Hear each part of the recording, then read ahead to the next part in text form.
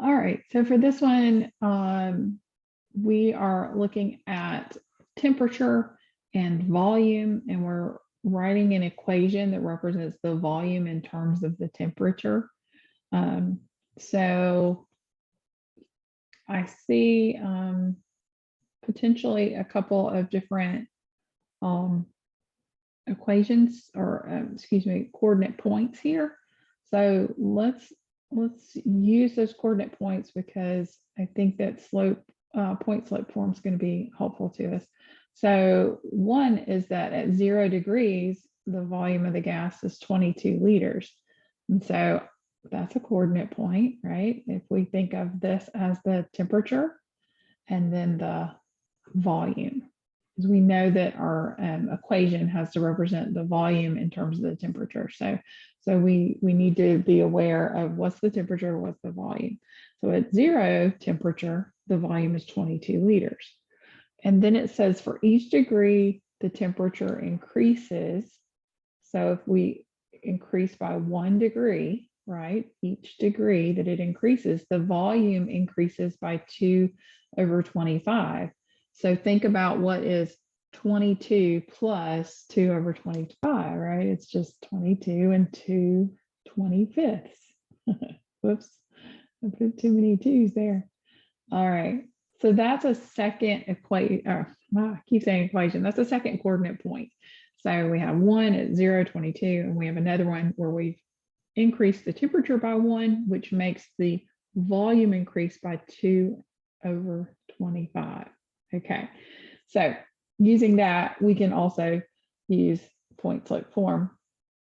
And so I'm not going to use the one with 0 in it. I think 0 can sometimes throw things off. So I'm going to use the second one here to plug in. So my first y is 22 and 2/25. And I need to figure out what slope is times x minus my x value is 1. Okay. So let's do the slope here. So the slope is going to be subtracting the y values. So 22 and 2/25 minus 22 over 1 minus 0 is 2/25 divided by 1, which thankfully is just 2/25, right? So that's my slope, is that 2/25. Now, you may have recognized that anyway, because you recognize that for every 1 degree, we're increasing by 2/25. And so if you thought of that, that's excellent. If you didn't, then I just wanted you to see that the slope formula is going to give it to you. All right, so we have this 2/25. So now we want to get this in terms of really thinking through that this is the volume in terms of the temperature. And so I think that we can clean this up somewhat and sort of get there. So let's do this. Let's distribute here. So 2/25x minus 2/25 times 1 is 2/25, negative.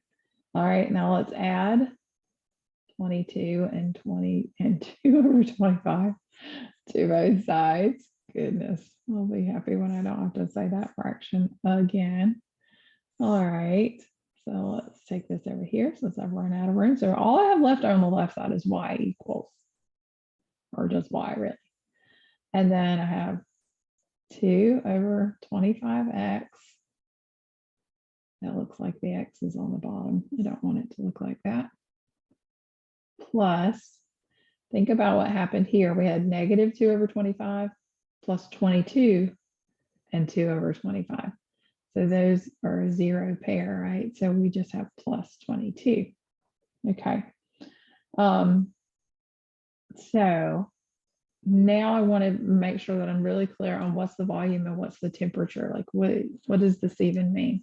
So I'm going to go back to the very beginning here where we said these are coordinate points where if the temperature is 0, then the volume is 22. So I know that this represents my X and my Y because that's how coordinate points written, right? X is first and then Y. So I can actually substitute this Y with V for volume,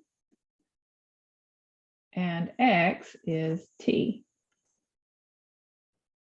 So I could say the volume is 225 times T plus 22. Or you might even say it's 22 plus 2 over 25T. I mean, the order of that does not matter, of course, but as far as just writing the equation. So either one of these would be equivalent. So I think these are both good. And I hope that helps. That's a tricky one.